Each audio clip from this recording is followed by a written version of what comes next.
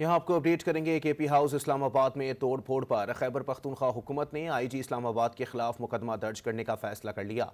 सूबाई हुकूमत आईजी इस्लामाबाद समेत 600 एहलकारों के खिलाफ मुकदमा दर्ज करेगी। मजीद जानते हैं डॉन न्यूज़ के नुमाइंदे आरिफ हयात से। आरिफ, बताइएगा ये मुकदमा किन बुनियादों पर दर्ज किया जाएगा?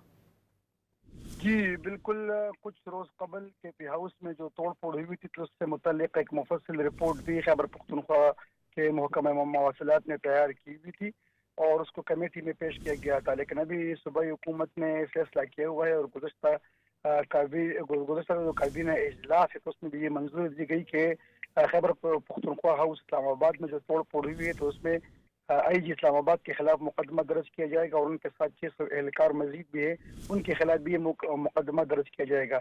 जिन एहलकारों की निशानदेही या इनके पास जो वीडियोज और तस्वीर मौजूद है, तो उसमें की जाएगी और जिनकी निशानदेही नहीं होगी तो फिर उनको नामालूम अफराद के कैटेगरी में डाला जाएगा और उनके खिलाफ भी मुकदमा दर्ज होगा।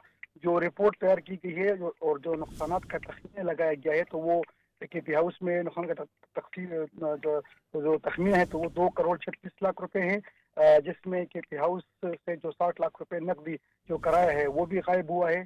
तामीरात का तखमीना 96 लाख रुपए लगाया गया है। कीमती मोबाइल फोन लाइसेंस याफ्ता असला का तखमीना 64 लाख रुपए लगाया गया है। इस तरह इम्तियाज और जो पुलिस एहलकार है, तो उनके भी 16 लाख रुपए के मालियत के कीमती अशिया गायब हुए हैं। काबीना ने बाकायदा तौर पर इसकी मंजूरी दे दी। खैबर पख्तूनख्वा हुकूमत आईजी इस्लामाबाद के खिलाफ जी, मुकदमा दर्ज करेगी, उसके साथ 600 एहलकार जो है तो उनके खिलाफ भी मुकदमा दर्ज करेगी। जी। बहुत शुक्रिया आरिफ।